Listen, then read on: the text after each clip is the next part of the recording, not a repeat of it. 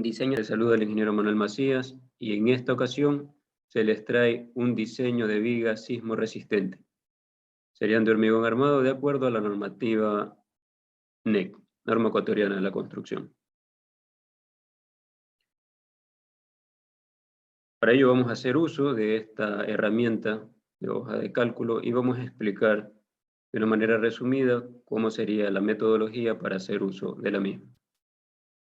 En esta parte izquierda, en las celdas amarilla con letra color rojo, son los datos que nosotros podemos modificar de acuerdo a nuestro proyecto. En este caso tenemos la resistencia cilíndrica del hormigón, donde podemos escoger nuestra resistencia, la afluencia del acero, la afluencia del acero transversal para estribos, B, que sería el ancho de nuestra viga a diseñar, H, que sería la altura de nuestra viga a diseñar, R, nuestro recubrimiento desde el centro del eje de la varilla longitudinal hacia la cara externa del elemento. LV vendría a ser la longitud de nuestra viga de centro a centro de las columnas. Este valor, estos factores, phi, beta 1 y bueno, phi, vendrían a ser estos dos para el cálculo respectivo de los momentos, para el acero en función de los momentos, y este phi vendría a ser el uso para el factor del cortante. Este alfa lo vendríamos a utilizar también al momento de realizar el cálculo de nuestro valor cortante, que vamos a hablar un poco más adelante. Este S vendría a ser el módulo de elasticidad del hormigón, que vendría a estar en función de la resistencia del hormigón. Este E sub S vendría a ser el módulo de elasticidad del acero. Este phi BL y phi BT vendría a ser el diámetro de las varillas longitudinales, de aquí, las varillas longitudinales principales de menor diámetro. Y este phi BT vendría a ser el diámetro de los estribos que vamos a colocar en nuestra viga. Entonces aquí hay una serie de simbología que nosotros vamos a utilizar, que vamos a explicarlo mejor con un gráfico. La hoja de cálculo está diseñada en tres secciones. Esta primera sección, que está remarcada con este color gris, que vendría a ser el diseño de esfuerzos a flexión. Luego vendría la segunda parte, que vendría los diseños, el diseño de la viga por esfuerzos a cortante. Y por último vendría una representación gráfica del armado de la viga. En el lado izquierdo se van a mostrar cada uno de los cálculos realizados y en la parte derecha va a incluir unos gráficos que, se representa de manera resumida los cálculos que están hechos en la parte izquierda. En esta segunda parte de ingreso de datos, nosotros tenemos para ingresar todos los momentos de nuestro elemento a analizar. Es decir, tenemos los momentos por efecto de carga del peso propio del elemento y sobrecarga muerta. Tenemos los momentos por producto de las cargas vivas y tenemos los momentos producto de las cargas sísmicas.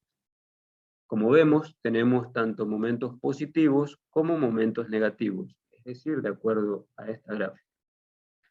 Nosotros en esta hoja de cálculo no vamos a entrar en detalle de cómo calcular estos momentos, sin embargo se va a incluir una guía de algunos documentos en PDF para que ustedes recuerden, si creen conveniente, cómo se realiza aquello. Sin embargo, en este video explicativo vamos a utilizar estos momentos que ya hemos calculado previamente a un análisis a modo de ejemplo. Entonces, como vemos, tenemos dividida esta sección de esta viga en 5 partes. Sección 1, que estaría antes de la columna. Sección 2, que sería después de la columna, dentro de este tramo analizar, este tramo. Sección 3, en el centro de la columna. Sección 4, en la parte derecha, antes de la columna. Y sección 5, después de la columna. Cabe indicar que esta sección 1 y esta sección 5 se ha incluido para tomar el mayor momento entre estas secciones en el nudo de la columna. Sin embargo, si ustedes van a hacer un análisis de forma resumida, con fórmulas ya predeterminadas, o asumiendo un empotramiento en la parte de los nudos, podrían trabajar simplemente con esta sección 2, 3 y 4.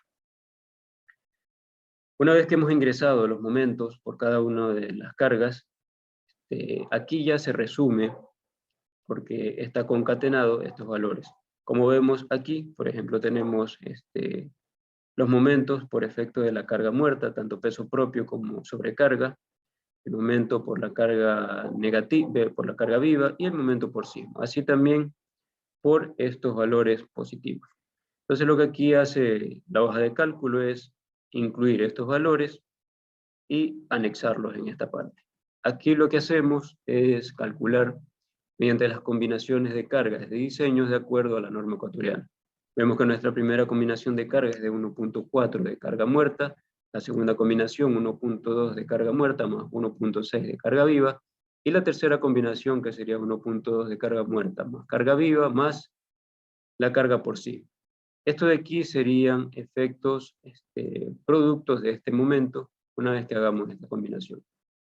Aquí nosotros tenemos ya los valores máximos que han salido productos de estas combinaciones en cada una de las secciones. Aquí, por ejemplo, si vemos en la sección número 2, vemos que el mayor momento producto de esas combinaciones vendría a ser esta tercera combinación, y por lo tanto este valor se refleja aquí. Con estos momentos mayores, la hoja de cálculo está programada para calcular el acero de acuerdo a este cálculo.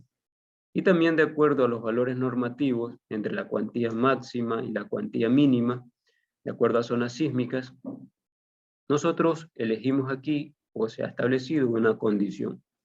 Es decir, si vemos aquí en esta parte derecha, arroja el resultado del cálculo de acero según los momentos que hemos ingresado. Sin embargo, en este gráfico de la parte inferior, con letras azules, podemos apreciar que ya ha utilizado la condición de acero normativo de acuerdo al acero mínimo requerido. Por ejemplo, aquí vemos que en la parte superior, de acuerdo a los momentos ingresados, vemos que es 0, sin embargo, en lo normativo tenemos que utilizar nuestra cuantía mínima. Y aquí podemos apreciar, por ejemplo, el acero requerido para la parte superior, el acero requerido para la parte inferior, en los extremos, y también en la parte central. Lo que se decía anteriormente de la sección 1 y 5, en el caso, por ejemplo, de que este valor de la parte derecha, haciendo el análisis de los momentos, sea mayor que este de aquí, el programa asumirá el mayor entre estos dos. Una vez que hemos ingresado esos valores de momento y hemos chequeado nuestros valores de acero, procedemos a hacer el análisis producto de los esfuerzos de corte. Al igual que los momentos, nosotros ingresamos, en este caso para la sección 2, 3 y 4, no nos vamos a centrar en las secciones anteriores, para el cálculo y comprobación del acero de los estribos. En este caso, con la misma simbología, nosotros vamos a ingresar el cortante por carga de peso propio, vamos a ingresar la carga muerta por sobrecarga, es decir, peso de mampostería, cerámicas, enlucidos, etc. Y la carga por la carga del cortante, el cortante por la carga viva. En este caso son cargas estáticas, como podemos ver, no se incluye el sismo, porque ello lo vamos a incluir acá cuando calculemos el cortante hiperestático.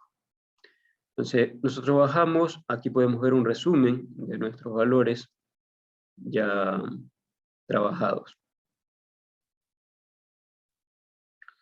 Luego, el programa calcula el mayor valor entre, si vemos aquí, entre los cortantes.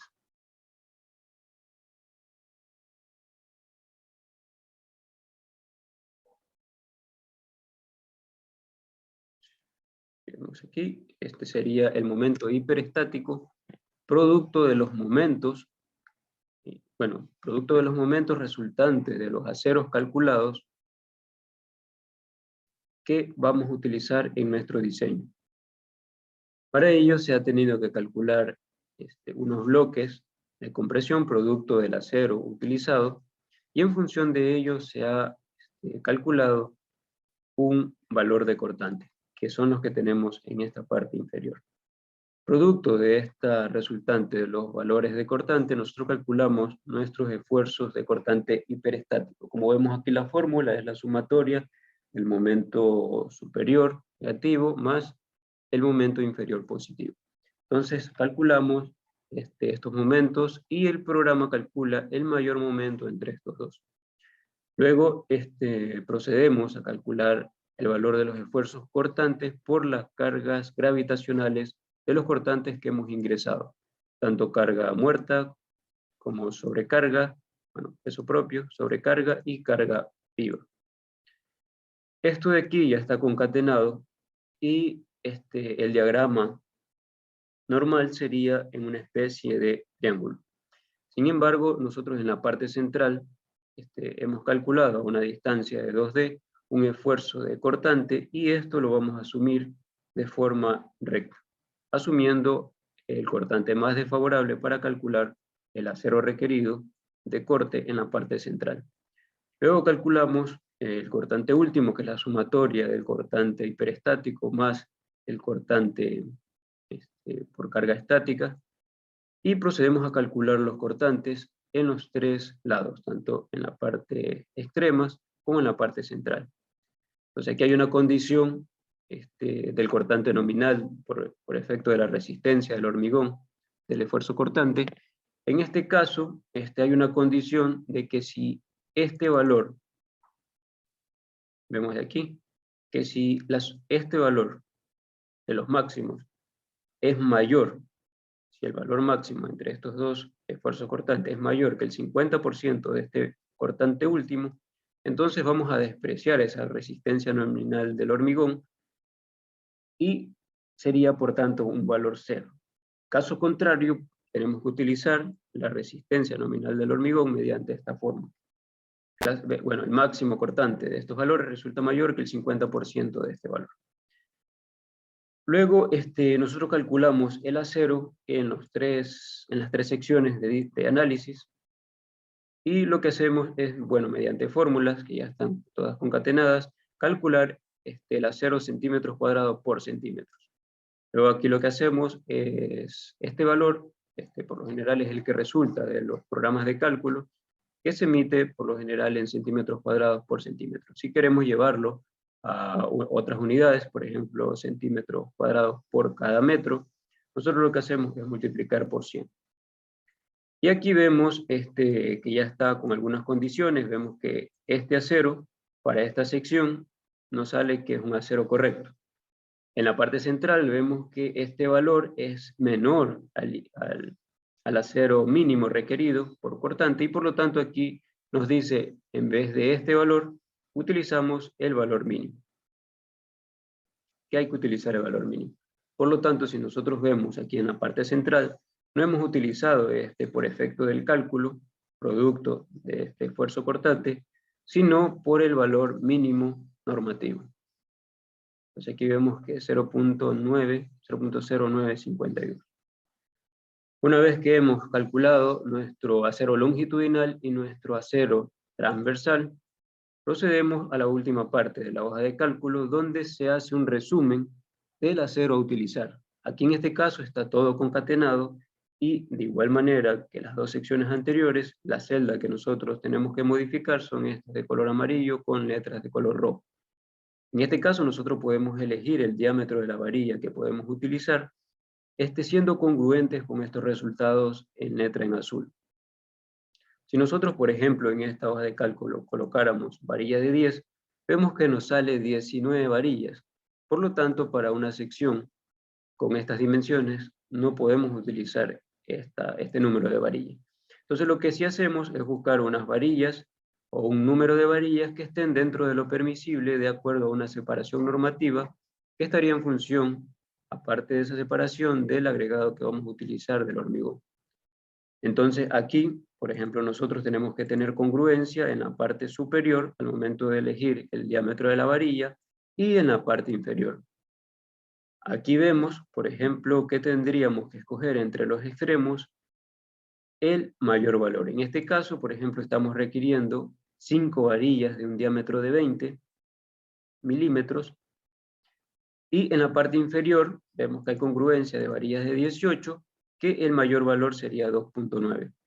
Por lo tanto, nosotros utilizaríamos 3 varillas de 18 en la parte inferior para armar nuestra canasta básica. Vamos a hacer aquí.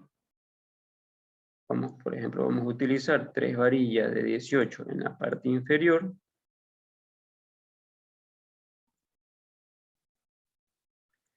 Y en la parte superior, a lo largo de todo el eje longitudinal, vamos a utilizar 2 varillas.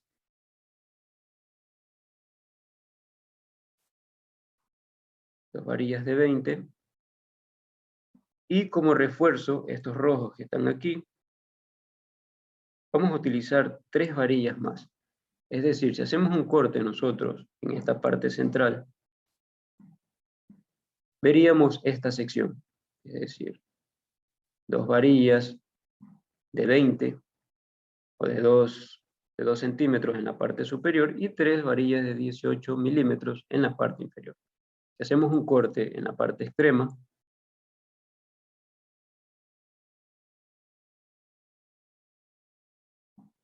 vamos a llamarle A',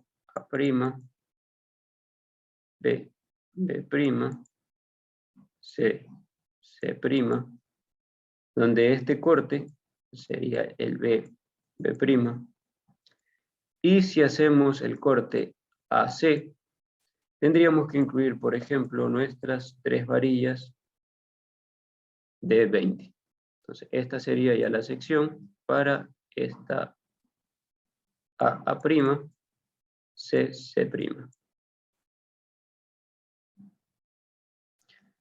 En cuanto a los estribos, de igual manera, nosotros tenemos que escoger aquí estos valores de acuerdo a lo normativo.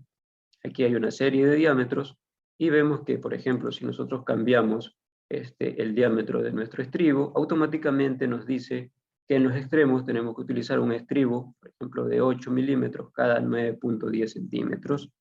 Y en el centro del claro, siempre y cuando no haya traslapes en esta zona, podemos utilizar un Fi de 8 si escogemos, por ejemplo, este diámetro, cada 10.56. En el caso constructivo y normativo se recomienda que el mínimo diámetro en el estribo sea de 10 milímetros. Por lo tanto, vemos que en este caso, de acuerdo a esta sección ya diseñada, vamos a utilizar un estribo de 10 milímetros cada 12.75 en los extremos. Vemos que aquí esta sería la separación mínima. Y en la parte central vamos a utilizar un estribo de 10 cada 16.49. Redondeando esto, utilizaríamos en los extremos un estribo cada 12 centímetros y en la parte central un estribo de 10 cada 15 centímetros. Repito, siempre y cuando no haya traslape en esta zona central. En el caso de haber un traslape, se utilizaría esta distancia de separación. Eso sería la explicación del uso de esta hoja de cálculo, y se va a incluir un material adicional guía para recordar un poco cómo se calcula estos momentos. Se agradece mucho por la atención prestada y será hasta una próxima ocasión.